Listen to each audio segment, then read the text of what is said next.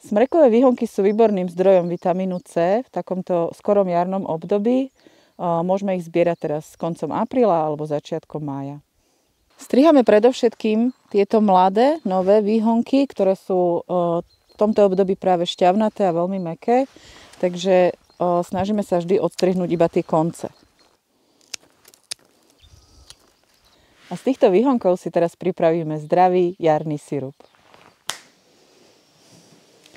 Ak chceme zachovať všetky vitamíny, sirup netreba variť a ja vám teraz ukážem, čo všetko k tomu budeme potrebovať. Biocitróny, výhonky, ktoré sme si nazbierali v lese, prevarenú vodu, cukor, môže byť biely alebo trstinový a nádobu, do ktorej to budeme ukladať. Najskôr si nakrájame citrón na tenšie plátky.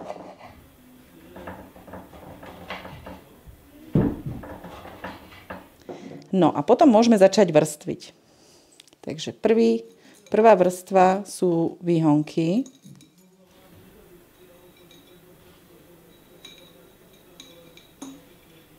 A tie presypeme cukrom.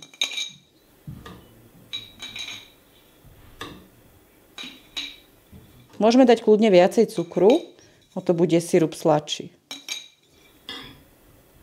Teraz vlastne na tie výhonky dáme vrstvu citrónu,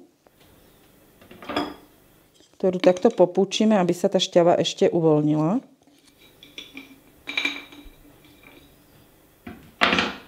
A opäť presypeme cukrom. A už iba pokračujeme v tom vrstvení.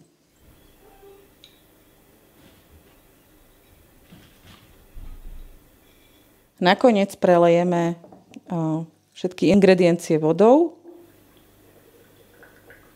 Fľašu odložíme na okenný parapet, kde svieti slnko a necháme pôsobiť 2 až 3 týždne.